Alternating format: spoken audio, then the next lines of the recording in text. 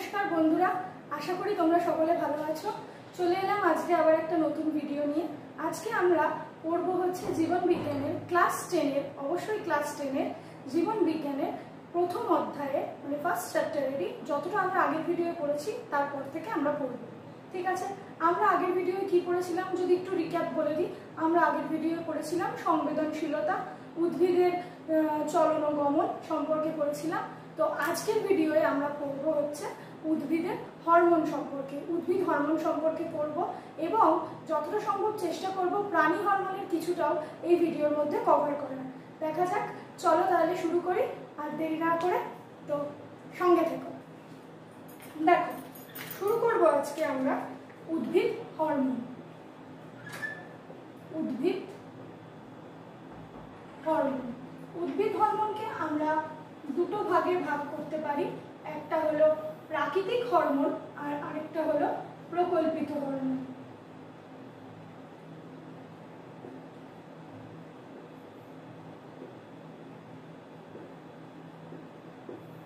আরেকটি কৃত্রিম hormone.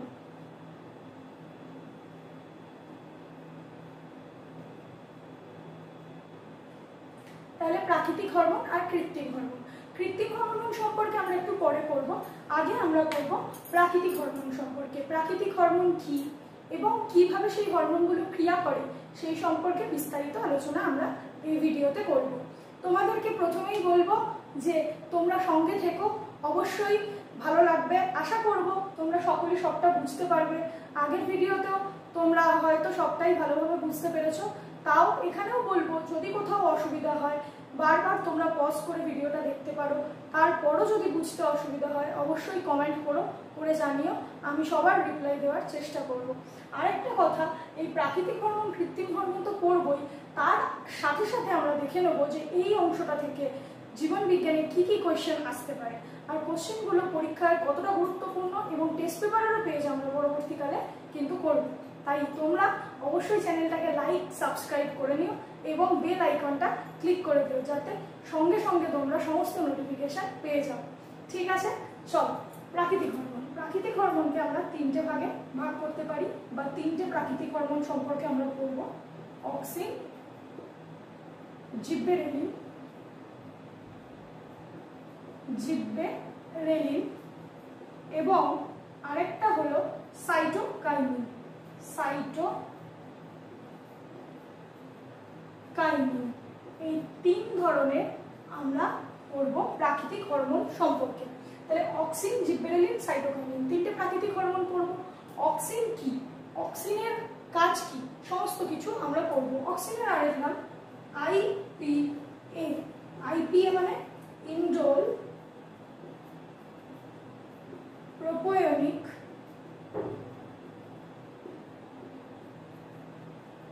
Acid. Indole propionic acid, এটা হলো অক্সিনের রাসায়নিক নাম। জিব্বেরেলিনের রাসায়নিক নাম জিএ বা জিব্বেরেলিক অ্যাসিড। জিব্বেরেলিক অ্যাসিড বা জিএ। এবং সাইটোকাইনিন, সাইটোকাইনিনকে আমরা অনেকে কাইনিনও বলে থাকি। কাইনিনও বলে থাকি সাইটোকাইনিনের আরেক নাম। তো তিনটে হরমোন সম্পর্কেই আমরা পড়ব। দেখো, উদ্ভিদ হরমোন, হরমোন আসলে কি, হরমোনের কাজ কি? হরমোনের কাজ হচ্ছে উদ্ভিদের বৃদ্ধি নিয়ন্ত্রণ করা, উদ্ভিদের পত্রমোচন নিয়ন্ত্রণ করা, বাকল মোচন নিয়ন্ত্রণ করা, মানে প্রাণী আর উদ্ভিদ। দেখো, আমরা ক্লাস 8-এ মানে ছোট ক্লাসে প্রাণী হরমোন সম্পর্কে কিন্তু কিছুটা পড়েছি। প্রাণী হরমোনে আমরা কি পড়েছি? প্রাণী হরমোনে আমরা পড়েছি যে প্রাণী হরমোন কি করে আইডেন্টিফাই করাচ্ছে, বা খুব ভালো করে সহজ উদাহরণ দিয়ে যদি বলি, দুটো ছোট বাচ্চাকে, একটা ছেলে একটা মেয়ে, ঠিক আছে, ছেলেটার তোমার লম্বা লম্বা চুল আর মেয়েটির বয়েজ কাট চুল, মানে ছেলেদের মতো ছোট ছোট চুল। ছেলেটিকে তুমি পরালে একটা ফ্রক আর মেয়েটিকে পরালে একটা হাফ প্যান্ট আর গেঞ্জি। তাহলে তুমি বলো, তুমি কি বুঝতে পারবে কোনটি ছেলে বাচ্চা আর কোনটি মেয়ে বাচ্চা? পারবো না, কারণ আমরা বাইরে থেকে দেখে ছেলেটাকে মেয়ে মনে হবে এবং মেয়েটাকে ছেলে মনে হবে। কিন্তু আজকে আমি বা আমার বয়সী কেউ যদি একজন ছেলে মেয়ে সাজে আর একজন আমি ছেলে সাজি, তাহলে নিশ্চয়ই এরা অস্বাভাবিক দেখতে লাগবে। তাহলে এই অস্বাভাবিকতা কেন আসছে? কারণ আমরা বয়ঃসন্ধি পেরিয়ে এসেছি। বয়ঃসন্ধি হচ্ছে এমন একটা বয়স, যে বয়স কি করে আমাদের বালক এবং বালিকা থেকে কিশোর এবং কিশোরীতে পরিণত করে। তাহলে কিশোর এবং কিশোরীতে পরিণত হওয়ার প্রথম ধাপ হলো বা মাঝখানে স্টেজ হলো পুবার্টি, যেটাকে আমরা ইংরেজিতে বলি, বাংলায় বয়ঃসন্ধি। তাহলে এই বয়ঃসন্ধিতে কি এমন হচ্ছে যার জন্য একটা বাচ্চা মানে বালক আর একজন মানে ছোট মেয়ে বালিকা কিশোরী এবং কিশোরে পরিণত হচ্ছে? কিসের জন্য? কিসের জন্য? না হরমোনের জন্য। হরমোন কি করছে? না হরমোন বালকটাকে কিশোর এবং বালিকাটাকে কিশোরীতে পরিণত করছে। হরমোন আমাদের শরীরে মানে মানব শরীরের শারীরবৃত্তীয় কাজগুলোকে নিয়ন্ত্রণ করছে। এই শারীরবৃত্তীয় কাজ যেগুলো কি করছে আমাদের শরীরের বিভিন্ন বিভিন্ন অঙ্গের পরিবর্তন ঘটাচ্ছে। যে পরিবর্তন কি হচ্ছে না একটা বাহ্যিক প্রকাশ বা লুকিং এর চেঞ্জ করে দিচ্ছে, ঠিক আছে, যার জন্য আমরা অনেক সুন্দর দেখতে হয়ে যাচ্ছি, তাই তো? এই বয়সী ছেলেমেয়েরা সাধারণত বয়ঃসন্ধি, তোমরা যারা 7, 8, 9, 10 এরকম বয়স বা 10 তো বিশেষ করে 9, 10 কি হচ্ছে না বারবার আয়নায় দেখছে নিজেকে যে না আমি কতটা দেখতে সুন্দর হলাম, ছেলেরাও দেখছে মেয়েরাও দেখছে, তাই তো? তাহলে এই যে জিনিসটা এটা কার জন্য হচ্ছে? বয়ঃসন্ধির জন্য। তাহলে বয়ঃসন্ধি কি করছে না কিশোরকে এই বালককে কিশোর এবং বালিকাকে কিশোরীতে ট্রান্সফার করছে। কিসের দ্বারা? হরমোনের দ্বারা। হরমোন কি করছে না হরমোন শারীরবৃত্তীয় পরিবর্তনগুলো বা বাহ্যিক পরিবর্তনের প্রকাশ ঘটাচ্ছে। এটা প্রাণী হরমোনে আমরা ক্লাস 8-এই পড়ে এসেছি। তাহলে প্রাণী হরমোন তাই হচ্ছে, কিন্তু উদ্ভিদের ক্ষেত্রে তাহলে কি হবে? উদ্ভিদের ক্ষেত্রে কি হচ্ছে না একটা উদ্ভিদ ছোট থেকে বড় হয়, উদ্ভিদও ছোট থেকে বড় হয়। আমাদের জগদীশচন্দ্র বসু বলে দিয়েছেন যে উদ্ভিদেরও কি আছে? প্রাণ আছে। উদ্ভিদ আমাদের মতো হাঁটতে চলতে পারে না, কিন্তু উদ্ভিদ চলন করে। আমরা আগের ভিডিওয়ে পড়েছি যে উদ্ভিদ চলন করে। আচ্ছা, তাহলে উদ্ভিদ যেহেতু একটা শারীরবৃত্তীয় জীব, মানে উদ্ভিদ যেহেতু জীব, তাহলে উদ্ভিদেরও হরমোন ক্ষরণ হয়। সেই হরমোন কি করছে? উদ্ভিদের বৃদ্ধিতে সহায়তা করছে। উদ্ভিদকে মানে গ্রোথে তো বৃদ্ধি মানে গ্রোথে তো সহায়তা করছে। এছাড়া উদ্ভিদের সৌন্দর্য রক্ষায় সহায়তা করছে। জরা মানে রোগ ব্যাধির হাত থেকে উদ্ভিদকে রক্ষা করছে, উদ্ভিদকেও ইয়াং রাখছে। তাহলে সেইগুলোই হচ্ছে হরমোনের কাজ। তাহলে হরমোন দুই প্রকার, উদ্ভিদ হরমোন, প্রাণী হরমোন। আর উদ্ভিদ হরমোন দুই প্রকার, প্রাকৃতিক হরমোন, কৃত্রিম হরমোন। এই প্রাকৃতিক হরমোনের মধ্যে 3টে হরমোন পড়বে, অক্সিন, জিবেরেলিক, সাইটোকাইনিন, যেটা আমরা আমাদের ক্লাস 10-এ পড়বো। তা প্রথমেই চলে আসবো অক্সিন। অক্সিনের কাজ কি? মনে করো সবসময় না আমরা যখনই পড়বো জীবন বিজ্ঞান তখন উদাহরণ দিয়ে পড়বো। উদাহরণ দিয়ে পড়লে কি হবে?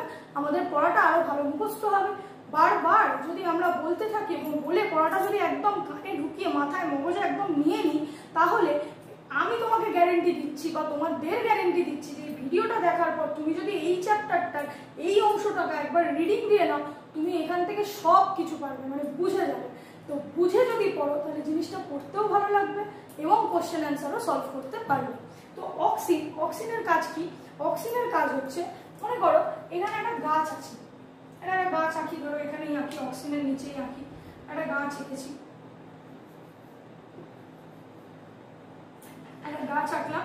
এটা কি না এটা হচ্ছে মূল, এটা হলো কাণ্ড, আর এটা হলো পাতা। এটা আমরা জানি মূল, কাণ্ড, পাতা।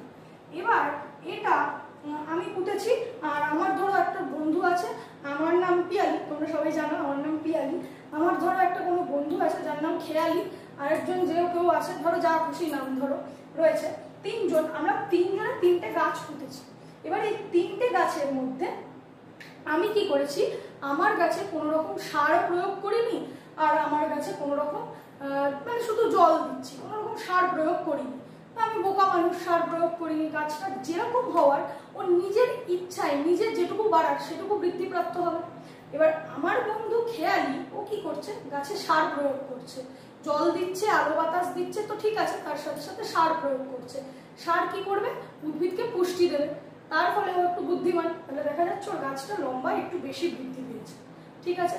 আরেকজন যে বন্ধু আছে, ধরো তোমাদের মধ্যে থেকে কেউ যে বুদ্ধিমান, সে কি করছে না গাছটা জল দিচ্ছে, সার দিচ্ছে, তার সাথে সাথে অক্সিন নামে এই হরমোনটা স্প্রে করছে বা বাইরে থেকে ইনজেক্ট করছে, ঠিক আছে। কি হরমোন? এই অক্সিন নামের হরমোনটা উদ্ভিদ তার গায়ে স্প্রে করে দিচ্ছে বা উদ্ভিদের মধ্যে প্রবেশ করিয়ে দিচ্ছে, ঠিক আছে। দেখা যাবে তার গাছটা কি হয়েছে? অনেক বেশি লম্বা হয়েছে, লম্বায় বৃদ্ধি পাচ্ছে, ঠিক আছে। তাহলে কারণ কি? তোমরা পড়াশোনা করে বোকা, তাই করিনি। তাহলে কি না, একটা গাছের মধ্যে তুমি যদি সার দাও তাহলে তো কি হলো, সে পুষ্টি পেল, এবং পুষ্টি পেলে সে বৃদ্ধিপ্রাপ্ত হলো। কিন্তু অক্সিন স্প্রে করলে, অক্সিন যেহেতু মানে একটা হরমোন, এই হরমোন কি কাজ করবে না, উদ্ভিদটাকে লম্বায় আরো বাড়িয়ে দেবে, মানে উদ্ভিদের বৃদ্ধিপ্রাপ্ত করণ ঘটাবে, মানে উদ্ভিদের লম্বায় বৃদ্ধি হবে, ঠিক আছে, অনেক লম্বা গাছ হবে অক্সিন দিলে। তাহলে এবার প্রশ্ন হলো ম্যাম আপনি যে বললেন এটা প্রাকৃতিক হরমোন, তাহলে প্রাকৃতিকভাবে কি এই হরমোন ক্ষরণ হবে না, আমাকে বাইরে থেকে দিতে হবে? না, খুব ভালো প্রশ্ন এটা একটা, যে আমাকে শুধু বাইরে থেকে দিতে হবে তা না, আমার গাছটা যে যতটুকু লম্বা হয়েছে ওটা কিন্তু অক্সিনের জন্য হয়েছে, কারণ ওর শরীরে নিজের থেকেই কিছুটা পরিমাণ অক্সিন ক্ষরণ হবে।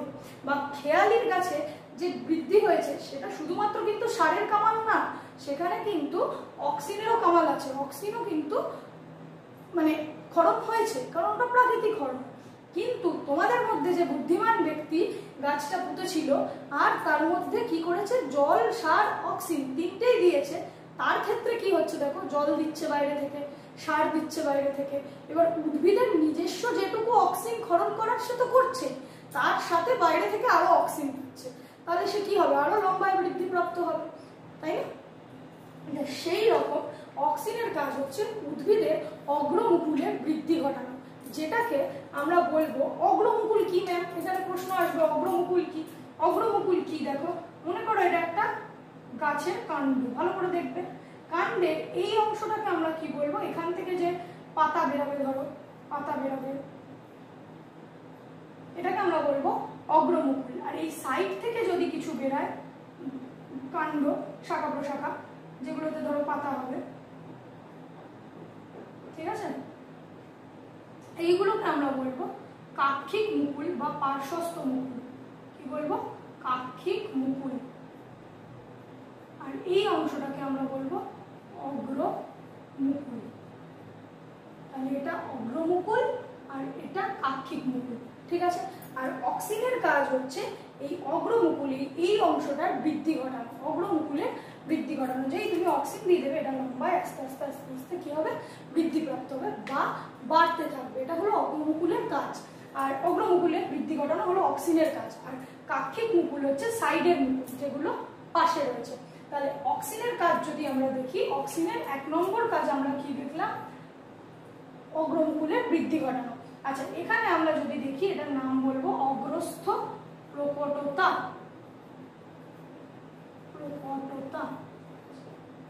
এই অগ্রস্থ প্রকটতাটা আমরা আরেকটু ভালোভাবে পড়বো। অগ্রস্থ প্রকটতাটা আরেকটু ভালোভাবে কি পড়বো, অগ্রস্থ প্রকটতায় অক্সিনে, মনে করো এই গাছটার মধ্যে তুমি যদি অক্সিন দাও, গাছটা কি হবে, লম্বায় আস্তে আস্তে আস্তে আস্তে বৃদ্ধিপ্রাপ্ত হবে, বাড়তে থাকবে বাড়তে থাকবে।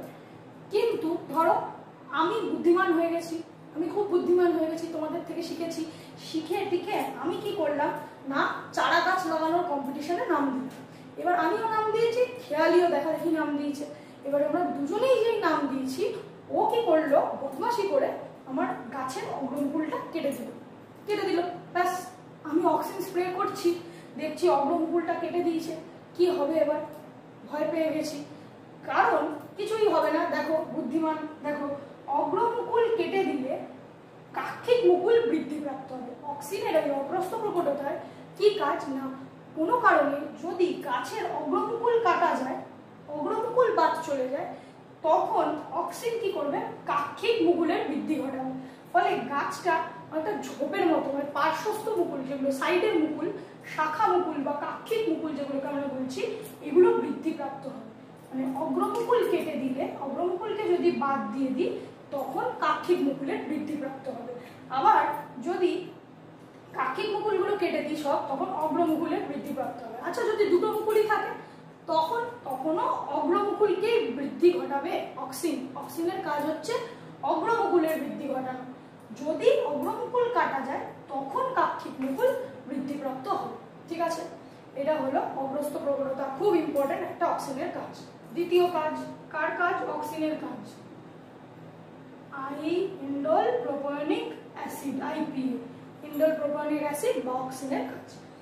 দ্বিতীয় কাজ হচ্ছে পার্থেনোকার্পি, এটা আরো ইম্পর্টেন্ট কাজ।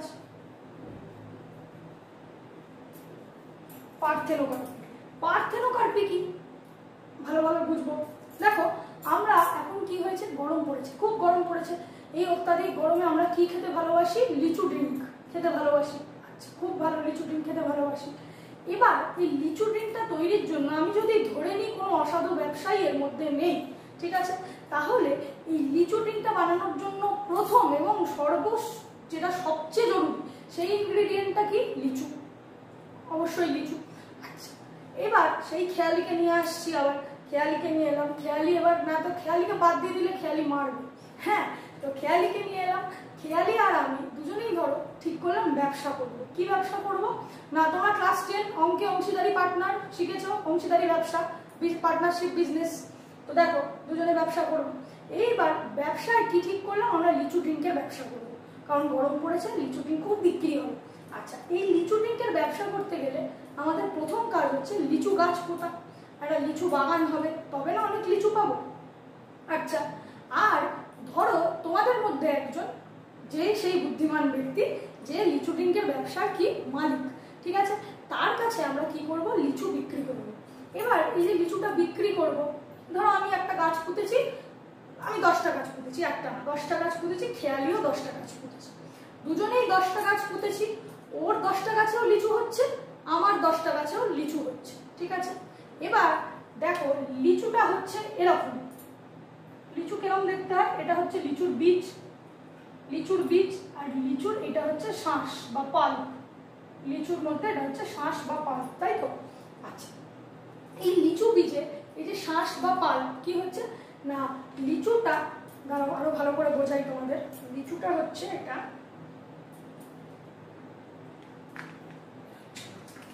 এটা হচ্ছে লিচু বীজ, ঠিক আছে, এটা বীজটা, বীজ, আর এটা হচ্ছে শাঁস বা পাল্প, শাঁস যেটা আমরা খাই খাদ্য হিসেবে আর কি কখন করি, সেটা হচ্ছে লিচু। এবার এটা সাধারণ লিচু একটা হয় এরকম। এবার আমি দেখছি যে ঠিকই তো এই লিচুতে বীজটাই তো অনেকটা জায়গা নিয়ে নিচ্ছে, যদি বীজটা নাই থাকতো, ভালো করে ভেবে দেখো, যদি বীজটা নাই থাকতো তাহলে লিচুটা কেমন দেখতে হতো। বীজটা না থাকলে লিচুটা দেখতে হতো পুরোটাই এরকম, পুরোটাই লিচু থাকতো, পুরোটাই আমরা কি করতাম, খেতে পারতাম, মানে পুরোটাই হতো কি শাঁস, পুরোটাই হতো শাঁস, আমরা খেতে পারতাম, অনেকটা বেশি লিচু পেতাম।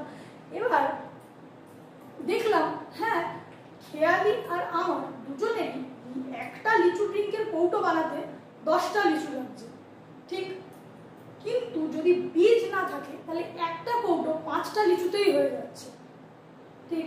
এবার আমি হয়ে গেলাম অসাধু ব্যবসায়ী। এবার আমি ভাবলাম যে না ঠিক আছে, তাহলে তো বীজহীন ফল উৎপাদনের ব্যবস্থা করতে হবে। এই বীজহীন ফল উৎপাদনটাকেই আমরা বলছি কি পার্থেনোকার্পি, ঠিক আছে। এই বীজহীন ফল উৎপাদনেও কে সহায়তা করে, আমাদের বীজহীন ফল উৎপাদনে আমাদের সহায়তা করে ইনি, এনার নাম কি অক্সিন। এই অক্সিন আমাদের বীজহীন ফল উৎপাদনে সহায়তা করবে, আর বীজহীন ফল উৎপাদনকে আমরা বলবো পার্থেনোকার্পি। তো চলো কিভাবে হয় এই প্রসেসটা দেখে নিই। আচ্ছা, যে ফলই খাই না কেন তাতে বীজ থাকবে, বীজ না থাকলে পরাগ মিলনে বংশবৃদ্ধি হবে না, বীজ না থাকলে বংশবৃদ্ধি হবে কি করে। এবার আমি ঠিক করলাম যে না কি করব, আমরা জানি প্রত্যেকেই, ভালো করে এখানে দেখবে,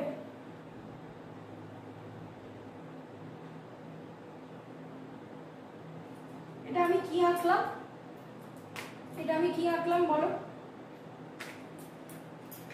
এটা হচ্ছে এরকম দেখতে হয়,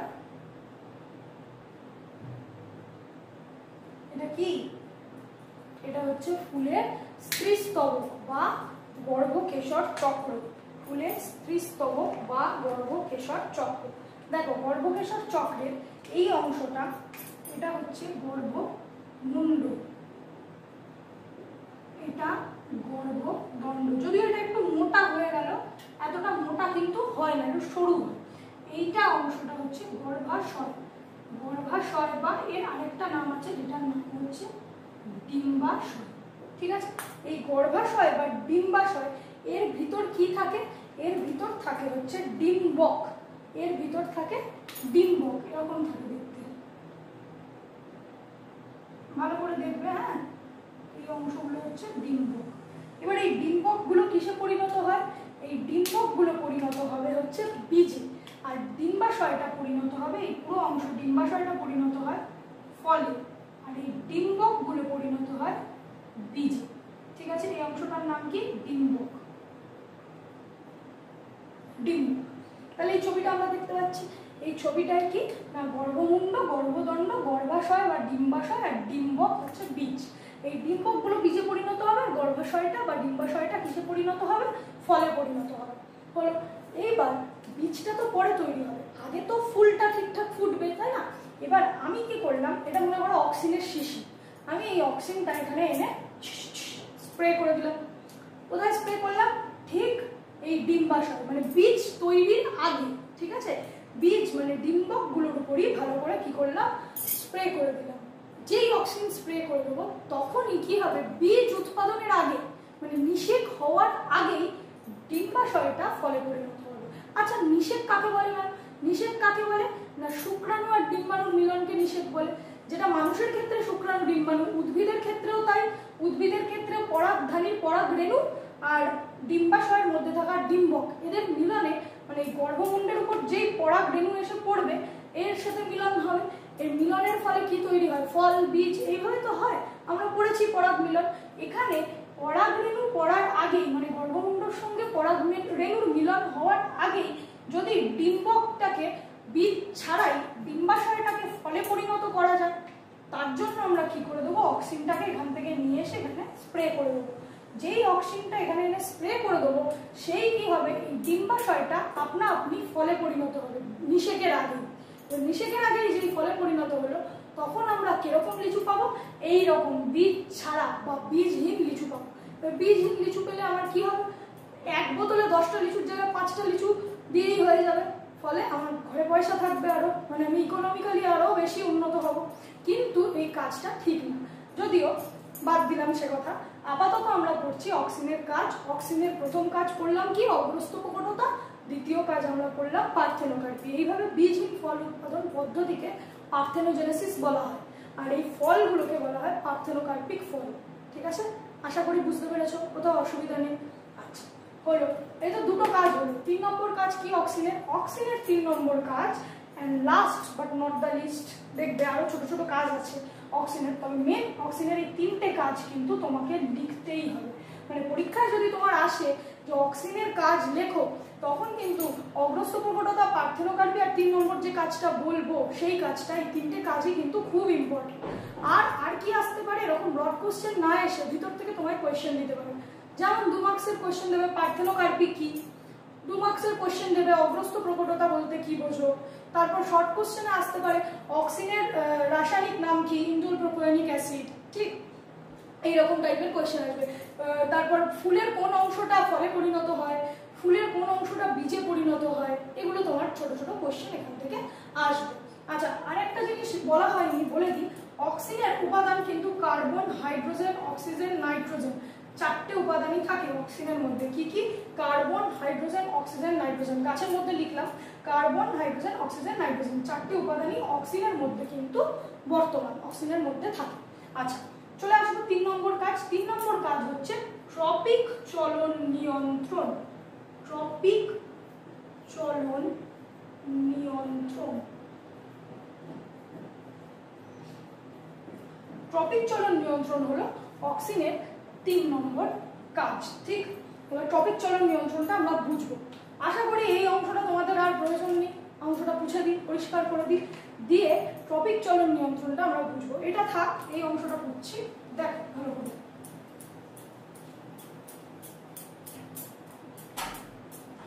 ট্রপিক চলন নিয়ন্ত্রণে আমরা কি পড়বো?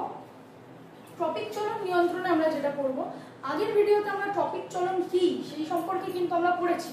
যে কি পড়েছিলাম একবার মনে করে দিলে, ট্রপিক চলন আমরা পড়েছিলাম যেখানে কি হচ্ছে উদ্ভিদ অঙ্গের একটা নির্দিষ্ট, উদ্ভিদের একটা নির্দিষ্ট অঙ্গে গতিপথ অনুযায়ী বৃদ্ধি হচ্ছে, তাকে আমরা বলছি ট্রপিক চলন। যেমন কি পড়েছিলাম না সূর্যের আলো যেদিকে আছে সেই দিকে উদ্ভিদের একটা নির্দিষ্ট অঙ্গ এগিয়ে যাচ্ছে। তাহলে সূর্যের আলোর দিকে বা উদ্দীপকের প্রভাবে, যদি উদ্দীপকের প্রভাবে উদ্ভিদের একটা নির্দিষ্ট অঙ্গের চলন হয়, তখন তাকে আমরা ট্রপিক চলন পড়েছিলাম। ফটোট্রপিক চলন, হাইড্রোট্রপিক চলন, জিওট্রপিক চলন, এখানে আমরা যেটা করব সেই চলনটা কিভাবে অক্সিনের সঙ্গে রিলেটেড, এই ট্রপিক চলনটা অক্সিন কিভাবে নিয়ন্ত্রণ করছে সেটা আমরা পড়ব। দেখো আজকে একটা গাছ, একটা উদ্ভিদ এই আঁকছি, উদ্ভিদের মাটির নিচে যে অংশটা থাকে সেটা কি? উদ্ভিদের মাটির নিচের অংশটা হচ্ছে মূল। এই অংশটা কি? বিটক। এই অংশটার নাম হলো মূল। বিটক মানে কাণ্ড, হ্যাঁ মূল। আর এইখানে যেগুলো থাকবে ডালপালায় সেগুলো কি? পাতা। পাতা আমরা আঁকলাম পাতা।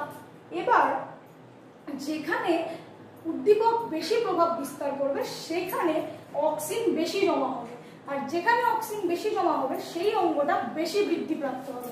যেমন অক্সিনের প্রথম কাজ অগ্রস্থ প্রকটতা, আমরা কি দেখেছি না অক্সিন অগ্রমুকুলের বৃদ্ধি ঘটায়। অগ্রমুকুল কোন অংশটা এখন তোমরা সবাই জানো, সবাই বলতে পারবে, ইজি ব্যাপার। অগ্রমুকুল হচ্ছে এই অংশটা। আর কাক্ষিক মুকুল কোন অংশটা হবে? যদি এখান থেকে এই যে এই অংশগুলো হবে হচ্ছে কাক্ষিক মুকুল। এই অগ্রমুকুলের বৃদ্ধি ঘটানোর জন্য অক্সিন কিভাবে কাজ করছে দেখো। এখানে আমি আবার অক্সিন নিয়ে এসে স্প্রে করে দিচ্ছি। এবার তুমি বলবে বারবার ম্যাম বাইরে থেকে অক্সিন স্প্রে করবো। বাইরে থেকে তুমি যদি অক্সিন স্প্রে নাও করো তাও এই উদ্ভিদের ভিতর তো নিজস্ব অক্সিন আছে। তার দরুনও আমরা কি দেখতে পাই যে উদ্ভিদ বা গাছটা লম্বায় অনেকটা বৃদ্ধিপ্রাপ্ত হচ্ছে। সেটা কার জন্য? প্রাকৃতিক অক্সিনের জন্য, মানে উদ্ভিদের নিজস্ব যে অক্সিন আছে তার জন্য। এবার বাইরে থেকে স্প্রে করে বোঝাচ্ছি কারণ তাতে আরো ভালো তোমরা বুঝতে পারবে। এবার অক্সিনটা যে স্প্রে করলাম দেখতে পাবো গাছটা কোন দিকে বাড়ছে? লম্বা, মানে উপর দিকে অগ্রমুকুলের কি হচ্ছে? বৃদ্ধি হচ্ছে। তাহলে কেন বৃদ্ধি হচ্ছে? কাণ্ডের এই অংশটায় অক্সিন বেশি জমছে, তাই জন্য এই অংশটা বেশি বৃদ্ধিপ্রাপ্ত হচ্ছে। তাহলে ট্রপিক চলনে আমরা কি পড়েছি না উদ্ভিদের নির্দিষ্ট অঙ্গ যেটা উৎস, ধরো আলোক উৎস, এই যে আলোক উৎস, আলোর উৎসের দিকে গতিপথ অনুযায়ী বৃদ্ধিপ্রাপ্ত হচ্ছে। তাহলে অক্সিন কি করবে না ট্রপিক চলনকে নিয়ন্ত্রণ করবে। রাতের বেলা দেখবে আবার সাদা ফুল ফোটে। এই সাদা ফুলগুলো, আর দিনের বেলা কালারফুল ফুল ফোটে। এটাও যদিও সূর্যের আলোর জন্য হয়, যদিও এটা আলাদা জিনিস, সেটাকে আমরা বলি আলোক পর্যায়বৃত্তি বা ফটোপিরিয়ডিজম, সেটা আলাদা। কিন্তু এখানে দেখবে রাতের বেলা উদ্ভিদের অঙ্গের কিন্তু অত বৃদ্ধিপ্রাপ্ত হয় না, মানে উদ্ভিদ অঙ্গ অত উপর দিকে বৃদ্ধিপ্রাপ্তি ঘটে না।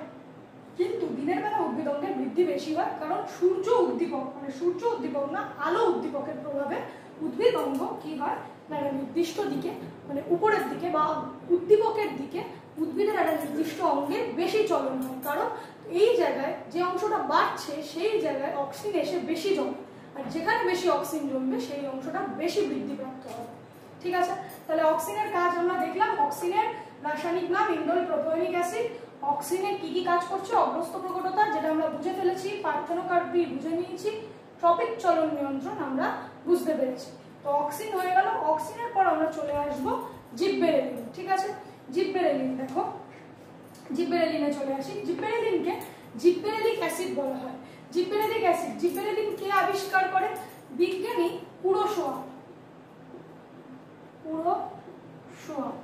দেখবে আমরা সব যে কার্টুনগুলো দেখি, এই নিনজা হাতরি, তারপর হচ্ছে তোমার কি বলে নোবিতা, ডোরেমন, ওগুলোর মধ্যে সব এইসব নামগুলো আমরা দেখতে পাই। কেন? ওগুলো জাপানি কার্টুন, আর ইনি এই ভদ্রলোকও জাপানি, তাই এনার নাম কুরোশোয়া।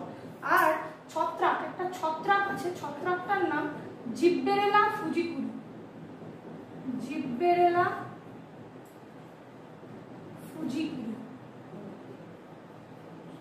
এই জিববেরেলা ফুজিকুরি ছত্রাকটা থেকে এই জিববেরেলিন হরমোনটা উনি কি করেন? আবিষ্কার করেন বা ডিসকভার করেন। এইটা সম্পর্কে আমরা এখন পড়ব। ঠিক আছে, দেখো এর কাজগুলো দেখবো। এর কাজ কি? এর একটাই ইম্পর্টেন্ট কাজ, আর বাকি যে কাজগুলো আছে সেই কাজগুলো তোমরা অবশ্যই বই থেকে পড়বে, ছোটখাটো ক্ষুদ্র কাজ।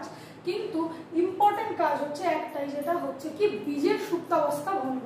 বীজের সুপ্তাবস্থা ভঙ্গ মানে এটা মনে করো মাটির এখানে একটা বীজ আছে ছোট, ঠিক আছে, এই বীজটা, আর এই একটা বীজ আছে, এটা রেড বীজ, এটা ধরো ব্লু বীজ, এটা রেড বীজ, এটা ব্লু বীজ। এবার এই দুটোর উপর কি করছো না, এই ব্লু বীজটার উপর তুমি জল দিলে, সার দিলে, আর এটার উপর তুমি জল দিলে, সার দিলে তার সঙ্গে জিব্বেরেলিন দিলে, তার সঙ্গে জিব্বেরেলিন দিলে, তাহলে দেখতে পাবে 15 দিন পর কি অবস্থান দেখতে পাবে। 15 দিন পর দেখতে পাবে এই বীজটা থেকে এইরকম ছোট অঙ্কুর বেরিয়েছে, ঠিক আছে, কত, আফটার 15 ডেজ। আর এই রেড বীজটা থেকে কি দেখতে পাবে, রেড বীজটা থেকে দেখতে পাবে এই রকম টাইপের মুকুল বেরিয়েছে, কতদিন পর, 15 দিন পর। তাহলে এখান থেকে আমরা কি বুঝতে পারি, 15 ডেজ আফটার। এখান থেকে কি দেখতে পাচ্ছি না, এটার উপর জল সার দিয়েছিলাম, এটা অল্প মুকুল বেরিয়েছে, মানে বীজের সুপ্তাবস্থা, সুপ্তাবস্থা মানে ঘুমিয়ে থাকার প্রবণতা, ঘুমিয়ে থাকার প্রবণতা বীজের রয়েছে। যতক্ষণ না বীজের উপর সার, জল, আরো বিভিন্ন জিনিস দিচ্ছি, ততক্ষণ বীজ থেকে অঙ্কুর বের হবে না। এখানে যে অঙ্কুরটা বেরিয়েছে খুব ক্ষুদ্র, কিন্তু এখানে দেখো জল, সার, জিব্বেরেলিক অ্যাসিড মানে জিব্বেরেলিন দেওয়ার পর এখান থেকে অনেকটা বড় মুকুল বেরিয়েছে। তাহলে জিব্বেরেলিনের কাজ হচ্ছে বীজের সুপ্তাবস্থা হ্রাস।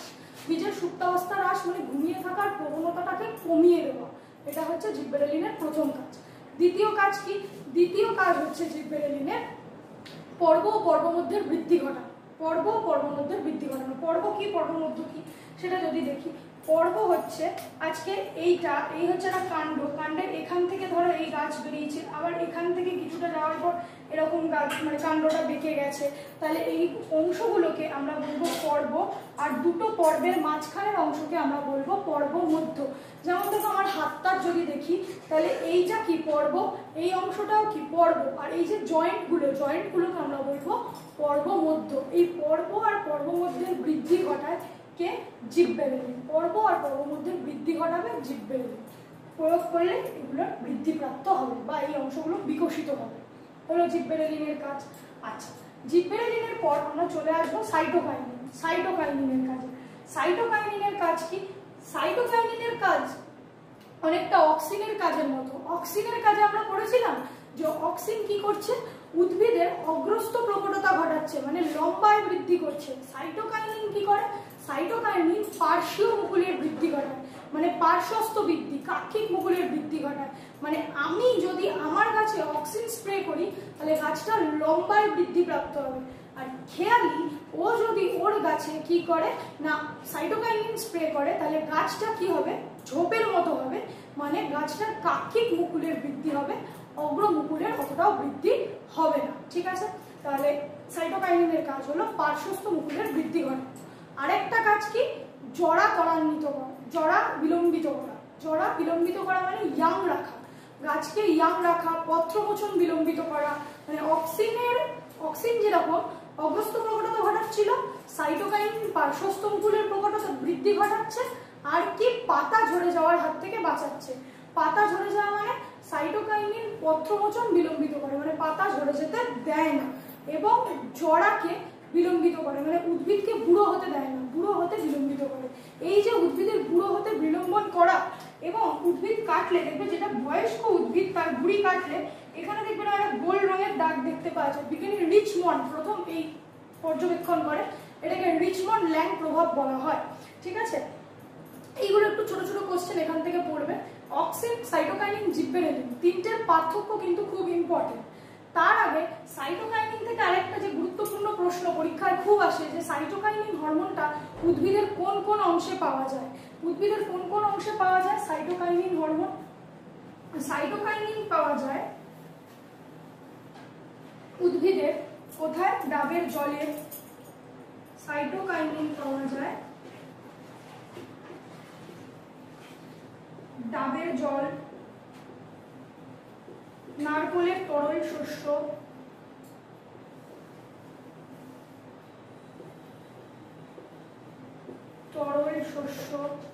আর কোথায়, ভুট্টার শস্য বা ভুট্টার দানা বলতে পারি। এই অংশগুলোতে কিন্তু প্রচুর পরিমাণে সাইটোকাইনিন পাওয়া যায়, ঠিক আছে। এটা ইম্পর্টেন্ট, এটা পড়বে যে সাইটোকাইনিন কোথায় কোথায় পাওয়া যায়। আর তিনটের পার্থক্য, এই যে তিনটে হরমোন অক্সিন, জিব্রেলিন, সাইটোকাইনিন, এই তিনটে হরমোনের পার্থক্য তোমাদের আজকে বলবো। আজকে পুরো উদ্ভিদ হরমোনটা কমপ্লিট হয়ে যাবে। প্রাণী হরমোন আজকের ভিডিও হয়তো কি পসিবল হবে না, প্রাণী হরমোন আমরা পরের ভিডিওয়ে পড়বো। আজকে আমরা কৃত্রিম হরমোন অবধি পড়বো। সাইটোকাইনিন, অক্সিন, জিব্রেলিনের প্রথম পার্থক্য, প্রথম পার্থক্য হচ্ছে অক্সিনের সাইন্টিফিক নেম বা রাসায়নিক নাম, সাইন্টিফিক নেম না, রাসায়নিক নাম ইন্ডোল প্রোপোনিক অ্যাসিড, জিব্বেরেলিনের রাসায়নিক নাম হচ্ছে জিব্বেরেলিক অ্যাসিড, সাইটোকাইনিনের আরেক নাম হচ্ছে কাইনিন। সাইটোকাইনিন কি গোষ্ঠীর হরমোন? সাইটোকাইনিন সেটা পড়তে হবে। জিব্বেরেলিন কি গোষ্ঠীর হরমোন? সাইটোকাইনিন পিউরিন গোষ্ঠীর হরমোন, পিউরিন মনে রাখবে। জিব্বেরেলিন পিরিমিডিন গোষ্ঠীর হরমোন, পিরিমিডিন।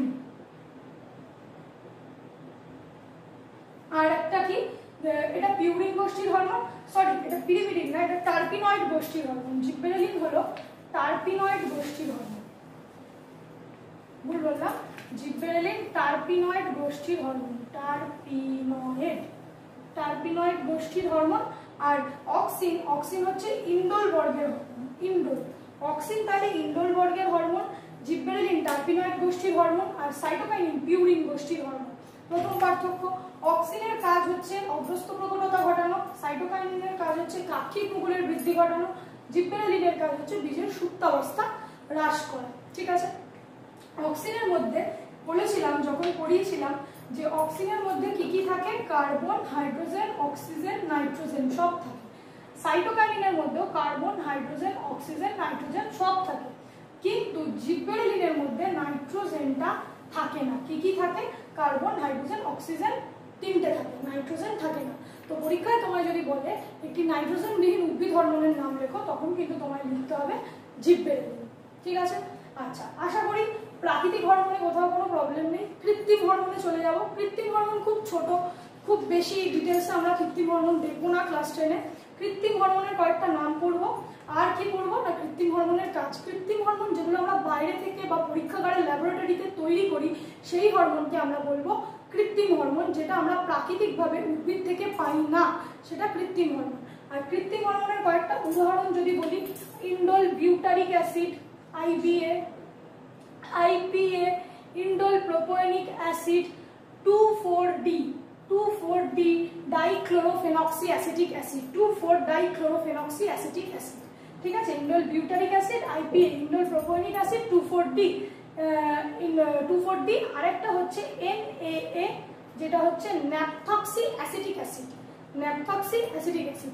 এইগুলো হলো সব কৃত্রিম হরমোন। এগুলো বাইরে থেকে প্রয়োগ করলে উদ্ভিদের বৃদ্ধি আরো বেশি হবে। মানে অক্সিন, জিব্বেরেলিন, সাইটোকাইনিন এগুলো তো প্রাকৃতিক হরমোন, এগুলোর তুলনায় যদি কৃত্রিম হরমোন ব্যবহার করি তাহলে উদ্ভিদ আরো বেশি বৃদ্ধিপ্রাপ্ত হবে। কিন্তু মনে রাখতে হবে এগুলো প্রাকৃতিক আর এটা কৃত্রিম। আর কৃত্রিম হরমোন সর্বদাই প্রাকৃতিকের তুলনায় কিন্তু স্বাস্থ্যের পক্ষে ক্ষতিকারক।